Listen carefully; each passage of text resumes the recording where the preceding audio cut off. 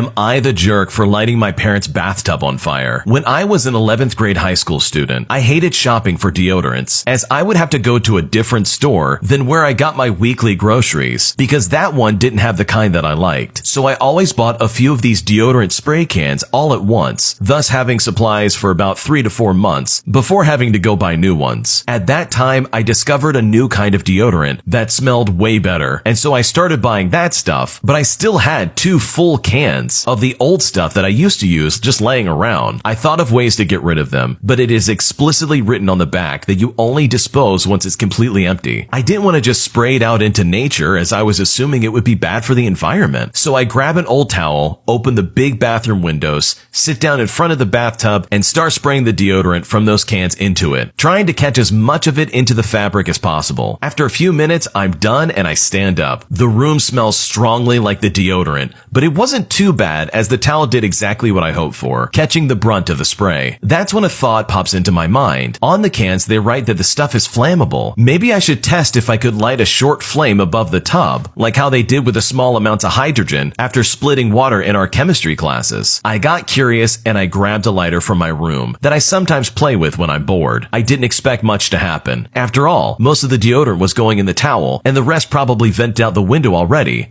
Right? I flip the lighter as I stand in front of the bathtub, and a huge flame shoots up against the wall and the ceiling, and the room suddenly gets very hot, and my first reaction is to flee into the hallway and rip the door shut behind me. I stand there for a half a second, realizing what just happened, and started panicking. Then I rushed to grab a bucket, I filled it up with a bit of water in the kitchen, and I run back to the bathroom. The fire is still burning, but as most of the gas burned away in a few seconds, the fire died down quite a bit. I throw the water into the bathtub, grab the water hose from the shower cabin next to it, and start showering the entire bathtub with water. I fully extinguish the fire, and with my nerves blank, I call my mother on the phone, as they are thankfully not at home when this happened. Now, it's important to know that we had dry walls, as we lived in a renovated attic of a multifamily house. With that in consideration, I was really lucky that they did not catch fire, and that all you could really see were some black marks on the wall. I burned the towel in the bathtub, the edge of the cabinet next to the bathtub, as well as various items on top of it, like toothbrushes and another towel. Fortunately, I had already taken out the empty cans with me when I left to grab the lighter. Otherwise, things probably would have been a lot worse. I also burned a bit of my hair, my eyebrows, my arm hair, as well as the bathrobe that I was wearing. Because of this incident, I switched to roll-on deodorant, not just because I made a fireball in the bathroom, but also because it's better for my skin. So now I'm stuck with 3.5 cans of old deodorant, as well as an almost 6-pack of newer cans, just sitting around my apartment. Either they're gonna take me out at one point, or I stick with them for the rest of my life. I didn't tell my family or friends what happened back then. Even now, only 1 or 2 of my sisters and a couple of very close friends actually know about what happened. The rest of my family, especially my mother and my stepfather, never knew the full story. I made up some ridiculous lie saying that the sun had self-ignited it somehow, and that basically all they needed to know was that I was trying to get rid of the cans of deodorant and I sprayed just a little bit too much in the bathroom, thus causing the accident. I just conveniently left out the part where I brought in a lighter to the equation. The only person to actually get to know the entire story was my therapist, which I consulted at the time, who thankfully had a good sense of humor about it, and we both had a good laugh. Had I told anyone else what actually happened back then, they might have sent me to a clinic, assuming I was actively trying to burn my house down or try and hurt somebody. Thankfully though, I've moved past that situation and will never let something like that ever happen again. That's a crazy story because I've been in that situation. I think anybody who's been in a high school locker room knows that axe plus a lighter equals a flamethrower. Only this guy decided to just make a fireball like he's playing Dungeons and Dragons. Really scary stuff. I'm glad he didn't burn his house down, and he came out of the situation still having a place to live and a roof over his head, which with all things considered is a pretty good exchange if you ask me.